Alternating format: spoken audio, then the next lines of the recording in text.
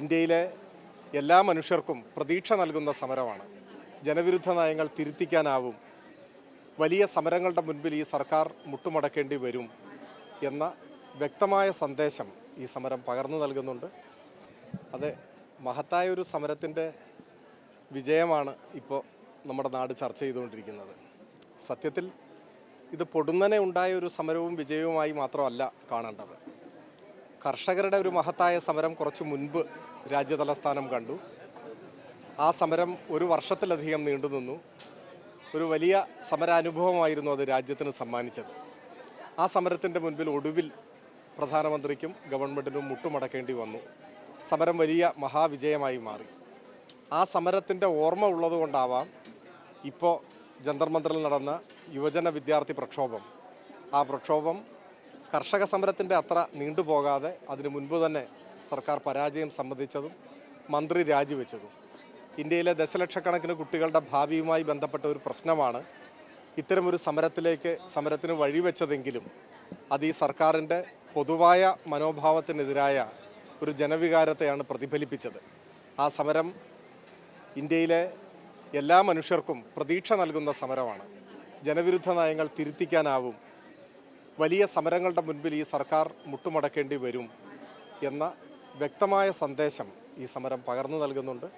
സമരത്തിൽ അണിനിരന്നവരെയും സമരത്തെ പിന്തുണച്ചവരെയും എല്ലാം അഭിവാദ്യം ചെയ്യുകയാണ്. ഈ ഒത്തൊരുമയുടെ വിജയമാണ് ഈ സമരത്തിന് പിന്നിലെന്ന് പറയപ്പെടുമ്പോഴും പല പ്രമുഖ രാഷ്ട്രീയ പാർട്ടികളും ആദ്യഘട്ടത്തിൽ ഈ സമരത്തിന് പിന്തുണയുമായി വരാൻ മടിച്ചു നിന്നിരുന്നു എന്നുള്ളതല്ലേ സത്യം. അത് എല്ലാം നമ്മുടെ മുൻപിലുണ്ട്.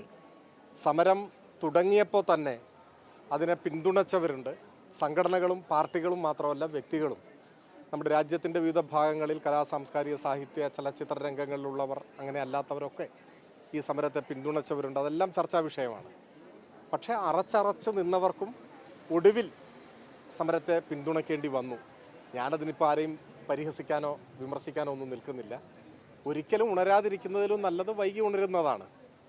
അവർക്കിതും ഒരു പാഠമാവട്ടെ എന്ന് നമുക്ക് ആശിക്കാം. ഏതായാലും നമ്മുടെ രാജ്യം കൂട്ടായി പൊരുതി നേടിയൊരു വിജയമാണ്. സമരം തുടങ്ങി വെച്ചവർക്കും തുടക്കം മുതൽ തന്നെ ഒരുമിച്ച് നിന്നവർക്കുമെല്ലാം ഈ രാജ്യം അഭിനന്ദനം രേഖപ്പെടുത്തുന്നുണ്ട്. അതെല്ലാം നമ്മുടെ രാജ്യത്തിൻ്റെ മുമ്പിൽ ഒരു വൈറ്റ് പേപ്പർ പോലെ വ്യക്തമാണ്. അതിൽ അവകാശവാദങ്ങൾക്കോ അല്ലെങ്കിൽ എന്തെങ്കിലും ആക്ഷേപങ്ങൾക്കോ വിമർശനങ്ങൾക്കോ ഒന്നും അടിസ്ഥാനമില്ല. എല്ലാം പകലുപോലെ വ്യക്തമാണ്.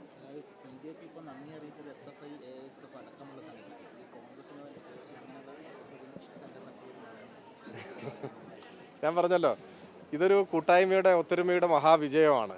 അപ്പോൾ തുടക്കം മുതൽ CJP-യോടൊപ്പം ഈ സമരമുഖത്ത് അടിയുറച്ച് നിൽക്കുകയും എല്ലാ ആക്രമണങ്ങളും ഏറ്റുവാങ്ങുകയും ചെയ്തവരാണ് SFIയും ഐസയും AESF-ഉം അങ്ങനെയുള്ള സംഘടനകളെല്ലാം. അപ്പോൾ ആർക്ക് നന്ദി പറയണമെന്നും ആരെ ചേർത്ത് പിടിക്കണമെന്നും അവർക്ക് നന്നായിട്ട് അറിയാം. അതവർ ചെയ്തു. ഞാൻ ഇത് മറ്റൊരു നിലയിൽ വിമർശനം ഉന്നയിക്കാനൊന്നും ഈ അവസരം ഉപയോഗിക്കുന്നില്ല. CJP ഉയർത്തിപ്പിടിച്ച നിലപാടുകൾ ഈ രാജ്യം ഒരുമിച്ച് ഏറ്റെടുക്കേണ്ട നിലപാടുകളാണ്. ഇടതുപക്ഷ പ്രസ്ഥാനവും ആ നിലപാടുകൾ സ്ഥിരമായി ഉയർത്തിക്കൊണ്ടിരിക്കുന്നവരാണ്. അതുകൊണ്ടാണ് ഞങ്ങൾക്ക് ഒരു മടിയോ ഒരു സംശയമോ ഒരു ആശങ്കയോ ഒന്നും ഉണ്ടായില്ല. ഈ സമരം തുടങ്ങുമ്പോൾ തന്നെ ഒരുമിച്ച് നിന്ന് പൊരുതണം എന്ന് തീരുമാനിക്കുകയും CPM-ൻ്റെ നേതൃത്വം ആകെ അവിടെ ഉണ്ടായിരുന്നല്ലോ.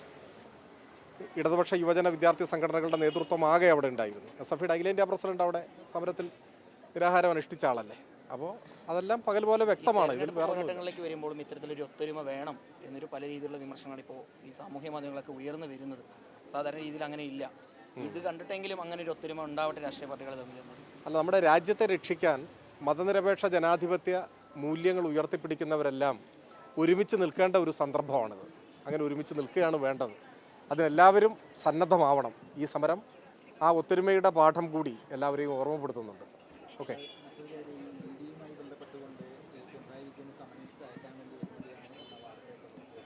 അല്ല, അദ്ദേഹം തന്നെ പ്രതികരിച്ചിട്ടുണ്ട് ഈ സന്ദർഭത്തിൽ. ഞാനിപ്പോൾ അതിനെക്കുറിച്ച് പ്രത്യേകിച്ച് എന്തെങ്കിലും പറയേണ്ട കാര്യമില്ല. EDയെ സംബന്ധിച്ച് നമ്മുടെ രാജ്യത്ത് എല്ലാവർക്കും അറിയാമല്ലോ. അതൊരു രാഷ്ട്രീയ ആയുധമായിട്ട് പ്രവർത്തിച്ചുകൊണ്ടിരിക്കുകയാണെന്നെല്ലാം ഇതിനോടകം നമ്മൾ ചർച്ച ചെയ്തിട്ടുള്ള കാര്യമാണ്. അതിനെക്കുറിച്ച് പുതുതായിട്ട് പ്രത്യേകിച്ചൊന്നും പറയാനില്ല.